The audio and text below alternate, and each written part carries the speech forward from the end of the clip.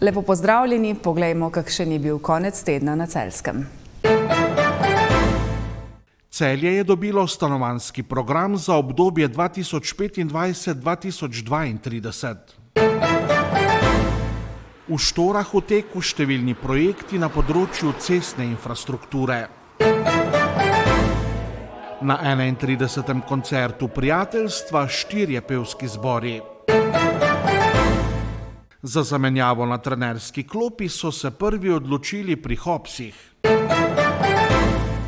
Celjski mestni svetniki so na zadnji seji sprejeli prvi stanovanjski program mestne občine Celje za obdobje 2025-2032, ki ga je občina pripravila skupaj z družbo Nepremičnine.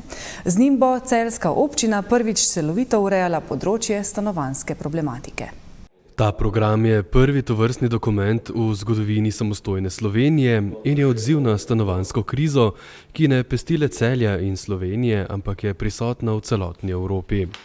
Na podlagi te strategije bo Celje dobilo nekje med 500 do 1000 novih stanovanj. Ne gre zgolj za nek strateški dokument, ampak gre res za operativni program hkrati, ki ima svojo časovnico, kazalnike, je finančno opredeljen, in kot tak na nek način pot tako za družbo Nepremičnine, kot seveda pač za ostale akterje v mestu, ki izvajajo stanovanjsko politiko. Ponudba stanovanj bo tako v Celju še bolj raznovrstna.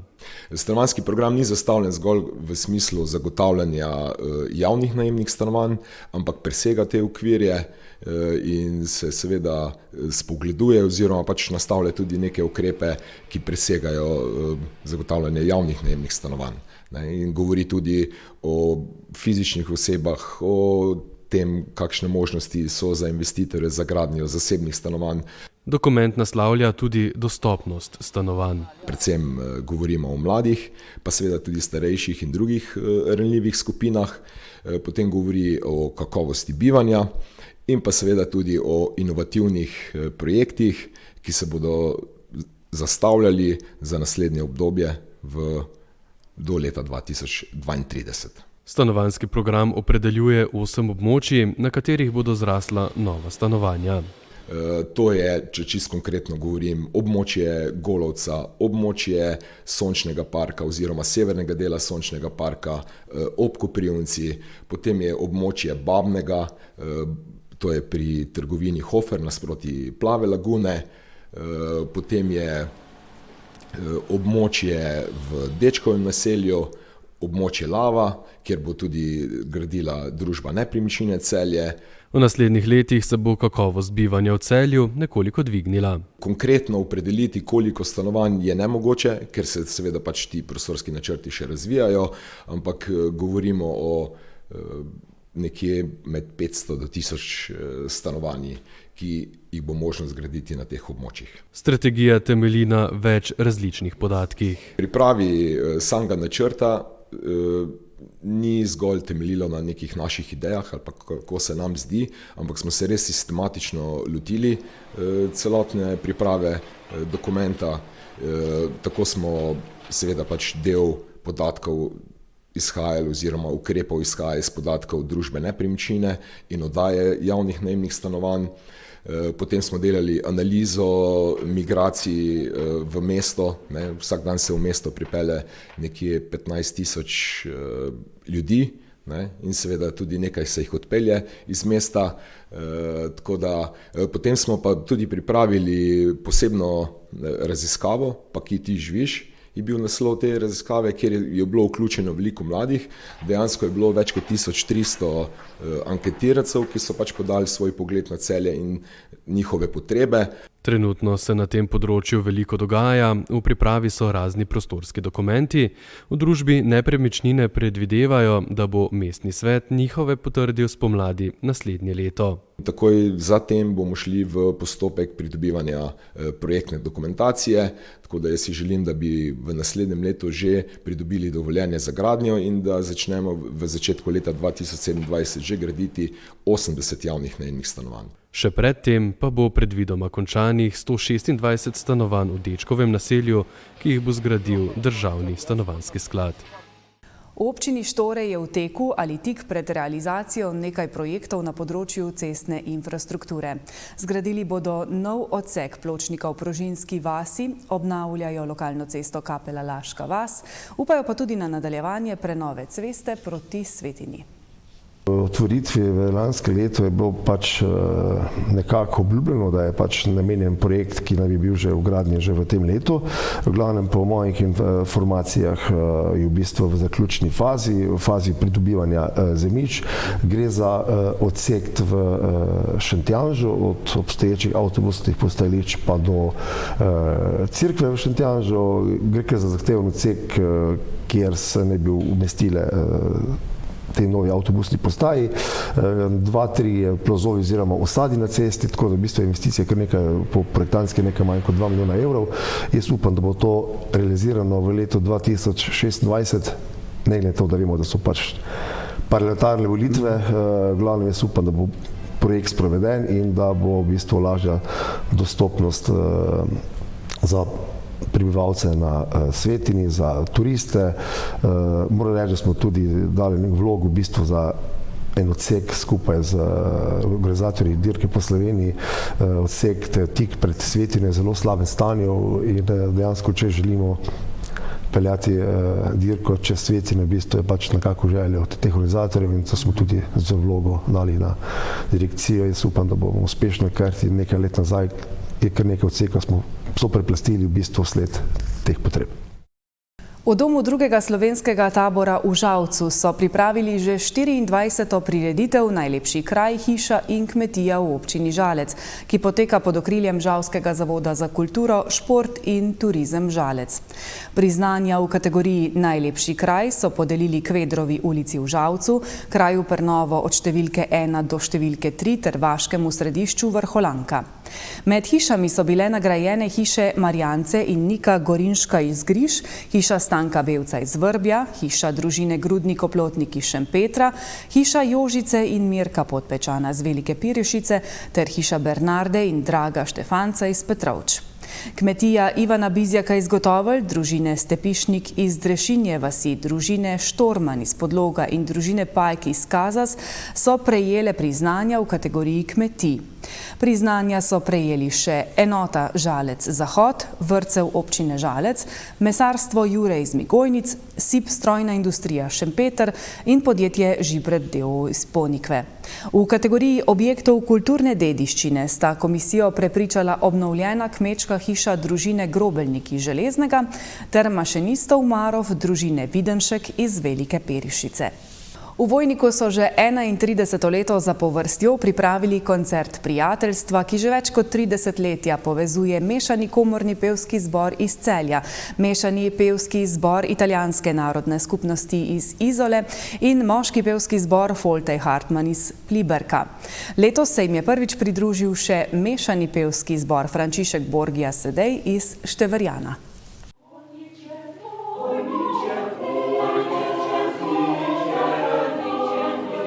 Koncert prijateljstva, kot se že 32. leto imenuje vsakoletno srečanje treh pevskih zborov treh dežel, mešanega komornega pevskega zbora Celje, moškega pevskega zbora Foltej Hartmann iz Pliberka na avstrijskem Koroškem ter mešanega pevskega zbora Halialetum italijanske narodne skupnosti iz Izole, se je tokrat zgodil v domu svetega Jerneja v Vojniku v petek 14. novembra.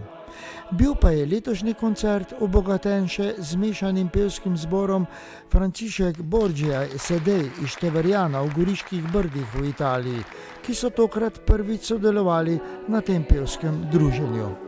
Koncert prijateljstva z 31-letno tradicijo je v Celju pričel nekdanji moški pevski zbor Libela Celje, kasneje pa ga je prevzel celjski mešani komorni pevski zbor, ki ga uspešno neguje dalje. Vsako leto koncert pripravi eden od sodelujočih zborov v svojem kraju in letošnjega pevskega srečanja je bil organizator ponovno mešani komorni pevski zbor Celje. Za domačine torej kar zajeten organizacijski zalogaj, poleg priprave lastnega programa, seveda. Pa vendar jim vsakoletna njegova organizacija, kot nam je poudarila predsednica zbora, pomeni veselje. Lotili smo se z veseljem, ker že tako poznamo to zadevo, ampak vedno pridejo kakšne nepredvidene situacije. Tako da malo je bilo turbulentno, ampak smo vse obvladali in je na koncu izpadlo ravno tako, kot smo si zamislili. Na koncertu, ki so ga tokrat izvedli v domu svetega Jerneja v Vojniku, ki ga je obiskalo polnoštevilno poslušalstvo, je vsak zbor pripravil program 4 pesmi, s katerimi so se uspešno predstavili občinstvu. Domačini pa so zapeli 6 pesmi v uvodu, na zaključku pa je pesem v združenem sestavu vseh zborov mogočno zadonela iz 90 pevskih grl. Z izvedbo koncerta pa so bili, kot so nam povedali, vsi izjemno zadovoljni. In pevcem takšna pevska druženja zelo veliko pomenijo, ter jim dajejo elana za nadaljne pevsko ustvarjanje, še posebej pa to velja za gostujoče 3 zbore, saj vsak od njih predstavlja svojo manjšinsko narodno skupnost. Za nas seveda kot zbor je to super, ker se pač prvič peljemo v Celje vsako drugo leto, a ne? Oziroma, če smo letos bili v Celju, bomo naslednjo leto v Izoli, tako s tem seveda povezamo tudi naša prijateljstva. Veselje do petja, veselje do združenja, da se družimo skupaj in s tem zborom je zelo lepo, tako se družiti skupaj. Kot pravijo, naj pesem združuje in to je veliko čas, še dan danes, časi kot so, ker časa vedno manj, torej imamo še čas za petje in za druženje med nami in spoznati nove ljudi, po Sloveniji, v zamejstvu, tako da je kar veselo in pomembno to. To nas napolni z energijo, ker hoditi na vaje in potem nastopati je nekaj najlepšega, kar je lahko, da pokažeš, kaj si se naučil in da vidiš odziv publike in to je največ, kar šteje. Kako pa ta pevska druženja vidijo in doživljajo tisti, ki skrbijo za program v zborih, vodja projekta ter umetniški vodje zborovodje? Saj že ime kot tako samo pove, kaj nas tu najbolj druži, tisto prijateljstvo. In za nas, za mejce, je to še bolj važno, da se družimo, kot naprimer zdaj mi smo Slovenci v Avstriji, danes smo videli potem tudi Slovence v Italiji in zdaj imamo kot iz Izole se potem tudi manjšina italijanska v Sloveniji in na centralne točke pa še Celje, teda to nam zelo veliko daje moči, tudi ker mi se pravzaprav vsak dan borimo za slovenščino v Avstriji, tako da tisto gre naprej, da naši otroci in tako dalje naprej gojijo tisto našo slovenščino v Avstriji in to nam spet daje moči. To nam daje, da se lahko enkrat letno vsi skupaj dobimo, vsi 3 zbori, vsi 3 dirigenti tudi, da se spet vidimo, da se vsako leto spoznamo. Novi dirigenti, jaz sem zdaj prišel septembra, v našem zboru imamo eno pevko, katere oče je bil prvi, ki je spoznal zbor iz Avstrije, tako da to je za nas enoletno, kot božič, enkrat na leto prije in to za naše enoletno prijateljski koncert. Je vedno fajn se poslušati eni drugi, ne?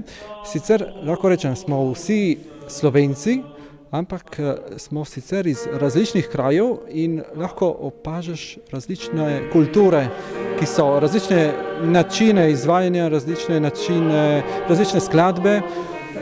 Je vse, če gledamo kar podrobno, je vse različno, kar smo pač danes predstavili in ravno to v tem je bogatstvo. Jaz bom rekel, da to daje, bom rekel, in meni in pevcem daje neko zadovoljstvo, ker kakorkoli je to pač, bom rekel, naš hobi oziroma pač mi veliko časa tukaj pustimo in žrtvujemo za to. In na koncu smo veseli vsakega tazga dogodka in tudi smo veseli, da smo lahko zraven, da lahko pojemo, da pač nekaj pridonesemo. Vsem pevcem torej druženje in skupno koncertiranje v okviru vsakoletnega koncerta prijateljstva ogromno daje in pomeni. Zato ga bodo srčno negovali in razvijali tudi v bodoče. Naslednje leto se bodo na skupnem koncertu srečali v Izoli, ko bo organizator Mešani pevski zbor Halialetom skupnosti Italijanov Pasquale Besenji de la Ugi iz Izole. Do takrat pa pevci celjskega mešanega komornega zbora v svoje vrste vabijo nove člane. Pridružite se jim. Več o letošnjem koncertu prijateljstva in odmevih nanj pa v eni od naših naslednjih oddaj Minute za kulturo na televiziji Celje. Na železniški progi med Celjem in Velenjem je danes zjutraj vlak pred Žalcem naletel na nastavljeno kovinsko vrtno garnituro, kolo in vejevje. Novi sedlarjev vlak je nato odpeljal do postaje v Žalcu, kjer so ga izločili iz prometa. Slovenske železnice so po dogodku organizirale nadomestni avtobusni prevoz, po približno 2 urah pa je promet na progi spet stekel nemoteno. Iz policijske uprave Celje so sporočili, da vlakovna kompozicija ni bila poškodovana, prav tako v dogodku ni bil poškodovan nihče od potnikov. Celjski kriminalisti zbirajo obvestila zaradi suma storitve kaznivega dejanja, ogrožanja javnega prometa z nevarnim dejanjem ali sredstvom.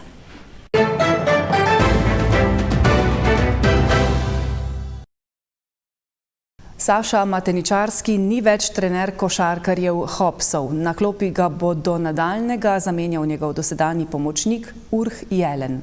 Polzelani so v 8. krogu državnega prvenstva izgubili na gostovanju proti Heliosu. Šentjurčani so doživeli visok poraz v Šenčurju, Laščani pa so bili v 3 Lilijah 17 točk boljši od kranjskega Triglava. V dvoboju najboljše obrambe in drugega najboljšega napada lige so Laščani Gorence, ki so v 3 Lilije prišli s polurno zamudo zaradi zastojev na avtocesti, premagali z njihovim najmočnejšim orožjem obrambo. Varovanci Nejca Kobala so prekinili niz 3 zaporednih zmag Triglava, ki so ga Laščani premagali po letu in pol. Če smo v preteklih tekmah oziroma v preteklih zmagah, sploh domačih, pokazali predvsem odlične napadalne partije, pa mislim, da smo danes Triglav onemogočili predvsem z neko fanatično obrambo, da vseh 10-11 igralcev, ki je stopalo v igro, so res se borili za vsak centimeter terena in mislim, da je to na koncu prevladalo. Na nek način težko je zdaj takoj po tekmi neko analizo dati, ampak prvi polčas, današnji prvi polčas z naše strani, milo rečeno, sramoten. Na nek način smo mi delovali premehko, premalo agresivno, premalo odločno. V bistvu Laško je delo, kar je želel, vedeli pa smo v polčasu, se pravi, da bo v drugem polčasu teže, ker Laško je bil razigran, igrali so poletno, mi smo jim to dovolili v prvem polčasu in poleg tega jim v prvem polčasu še met sploh ni stekel, tako da na koncu pač zaslužena zmaga, so nadigrali so nas v vseh segmentih košarkarskih, mi pa se moramo zazreti v sebe, poanalizirati in pa biti boljši v naslednji tekmi. V ključnih trenutkih tekme je na sceno stopil Anže Bobnar, ki je zadel 5 zaporednih trojk za povišanje prednosti iz 7 na 22 točk. Fantje po eni strani odraščajo. Če smo padli zrelostni izpit prejšnjo soboto v Šenčurju, ko smo po parih zmagah mislili, da zdaj pa že letimo, smo danes spet zelo dobro odreagirali. Anže Bobnar je mogoče danes res primer tega, kako je kljub slabšemu prvemu polčasu ostal potrpežljiv, delal svoj posel v obrambi in na koncu pač samozavestjo, ki je lik s tem pridobil, da je delal stvari, v katerih je on dober in da ni skakal ven iz nekega sistema, pol prišel do odličnega strelskega večera, ker mislim, da je tudi pol na koncu odvleklo tekmo v varne vode. Pri zmagovalcih je odlično predstavo znova pokazal mladinec Gal Čop. 19-letni Erold Rahmani pa je po odličnih igrah v tej sezoni prejel vabilo članske reprezentance Kosova. Po Saši Zagorcu iz sezone 14-15 je to po več kot desetletju prvi članski reprezentant iz vrst Laškega. Moram reči, da smo pa kar ponosni teden, oziroma smo zelo ponosni teden v klubu. Erold Rahmani je po dolgem času prvi članski reprezentant v košarkarskem klubu Zlatorog Laško. On bo zdaj v kvalifikacijskem ciklu nastopal za reprezentanco Kosova in je res primer fanta, ki je iz okolice kluba, ki je tam iz sosednje ulice, vse brez da bi mu karkoli dano, ker mogoče kakšni generaciji pred njim je bilo marsikaj dano, smo lani videli, kako je bilo, vse naredil s svojim delom, s svojim fajtom, ostaja ponižen, ostaja skromen in verjamem, da lahko igra košarko na visokem nivoju. Pred reprezentančnim premorom bodo Laščani za konec prve tretjine državnega prvenstva v ponedeljek 24. novembra v sosedskem derbiju gostovali v Šentjurju. In predvsem nam ta tekma mislim, da lahko ogromno da. Mi se moramo zavedati, da smo igrali vse domače derbije, vse štajerske derbije doma. In to je prva gostujoča tekma. In vemo, da liga, ta naša štajerska kolesarska liga, je precej domačinska. Se pravi, veliko več je ekip, ki zmagujejo doma in zelo težko odneseš celo kožo v gosteh. In zdaj z neko samozavestjo, z neko svežino in pa z nekim zrelostnim izpitom, ki ga dajmo ne padati, pojmo v Šentjur, pa probamo odnesti še tam zmago. Košarkarji Šentjurja so pravi polom doživeli na gostovanju v Šenčurju, ki je bil boljši za kar 39 točk. V naši ekipi je bilo danes vse narobe. Od prvega do zadnjega je bilo danes narobe, že prihodna tekma je bil narobe, tako da v bistvu karkoli bi zdaj rekel po taki tekmi je brez veze se ali iskati razloge ali pa se opravičevati, ker smo bili od prvega do zadnjega smo bili na toliko nizkem nivoju, da danes je Šenčur pač bil neprimerljivo boljši v primerjavi z nami. Če hočemo zdaj delati, moramo najprej biti vsi zdravi, da lahko sploh treniramo, ker v tem trenutku pač imamo na treningu v nekem trenutku celo samo 7 igralcev, tako da mi do igre v bistvu praktično ne prijemo, razen na tekmah. Se pa zavedam, da bo pač potrebna pač neka sprememba v tej ekipi, če bomo želeli pač karkoli dvignati nivo te igre. Zadnje uvrščeni Podčetrtek je pričakovano klonil na gostovanju pri Krki. Podčetrtani za Rogaško, Hopsi in Šentjurjem zaostajajo za eno zmago. Jaz sem zelo zadovoljen po eni strani, kljub vsemu. Mi smo danes dobili skok, kar smo imeli težave na prejšnjih tekmih. Imeli smo 21 asistenc, kar je za nas velik preskok naprej. Realno s 6 igralci, z vsemi poškodbami, 6 igralci smo se borili do konca.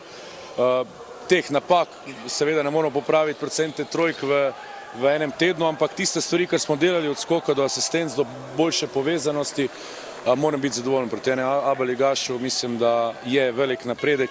Tisto, kar smo hoteli popravljati, smo in moramo iti naprej in čakamo na okrepitve.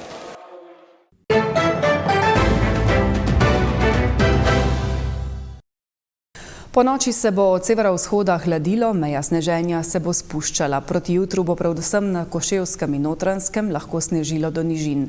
Na Primorskem bo zapihala zmerna burja. Jutranje temperature bodo od 0 do 3, v alpskih dolinah malo pod ničlo, na Primorskem okoli 6 stopinj Celzija. Jutri zjutraj bodo padavine od severa ponehale. Čez dan se bo delno zjasnilo, več oblačnosti bo ostalo na jugovzhodu. Burja na Primorskem bo popoldne slabela. Najvišje dnevne temperature bodo od 3 do 8, na Goriškem in v slovenski Istri do 12 stopinj Celzija. V sredo bo delno jasno, jutro bo hladno in ponekod po nižinah megleno. V četrtek se bo od zahoda pooblačilo, le na vzhodu bo še nekaj sonca. Predvsem v zahodnih in deloma v srednjih krajih bodo občasno padavine. Po nižinah bo deževalo. S tem pa tudi zaključujemo današnje dogodke dneva in vas vabimo, da ostanete v naši družbi. Nasvidenje.